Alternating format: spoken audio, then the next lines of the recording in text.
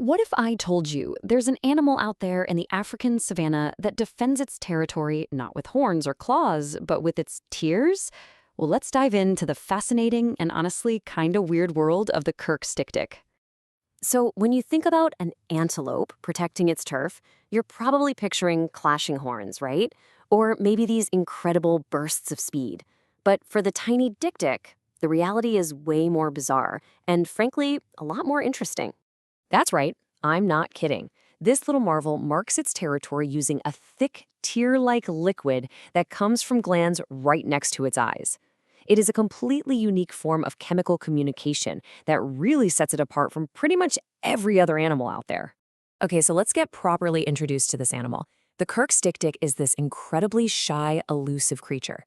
It stands barely knee-high, and it's just perfectly adapted for a life spent hiding in the dense brush of eastern and southern Africa. It is officially one of the smallest antelopes on the planet. I mean, it maxes out at just 13 pounds. That's barely the size of a big house cat. The males do have these little stout horns, but a lot of the time they're completely hidden by that signature tuft of hair they've got on their forehead. All right, let's get back to those tears. Now, this has nothing to do with sadness or any kind of emotion. For the dik-dik, crying is a powerful, strategic move. It's all about sending a very clear, unmistakable message to any rivals snooping around the area. And here's the secret weapon, the preorbital gland. This little black spot you see under the eye is basically a factory for the dik-dik's unique keep out sign. It produces this dark, sticky stuff that's just packed with chemical information. So that black spot right there, below the eye, that's the gland itself. And what's really wild is that when a dik-dik gets stressed or is on high alert, these glands can actually swell up. It turns a physical feature into a tool for chemical warfare. The whole process is pretty simple, but it's super effective. First, the gland makes the secretion. Then, the dik-dik just methodically pokes and rubs its face on twigs and branches all over its territory. You gotta remember, in the dense brush where you can't see very far, a powerful, smelly scent is a much better way to broadcast "this is mine" than any visual display. And this scent is so potent, so long-lasting, that researchers have actually compared it to perfume. And it doesn't just warn rivals to stay away, it also helps the dik-dik couple keep track of where each other are within their own territory. It's pretty smart.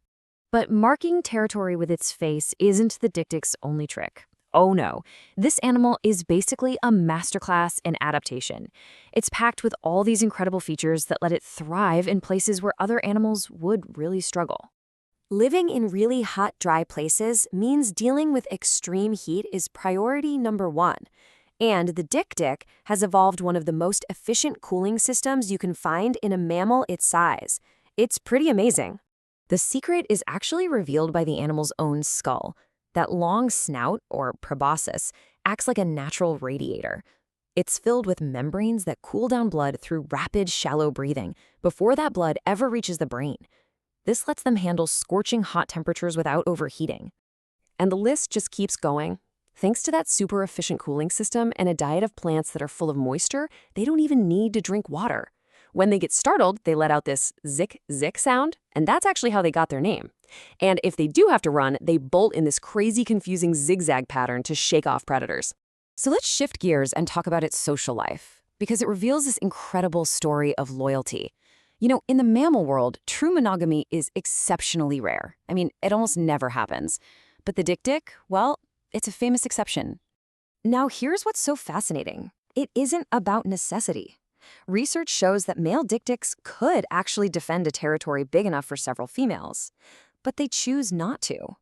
Instead, they dedicate themselves to guarding just one partner, spending something like 64% of their time together. This intense mate guarding is a high-stakes strategy to make absolutely sure his offspring are the ones that survive. And this isn't just for show. This loyalty is the real deal. Genetic studies have totally backed it up.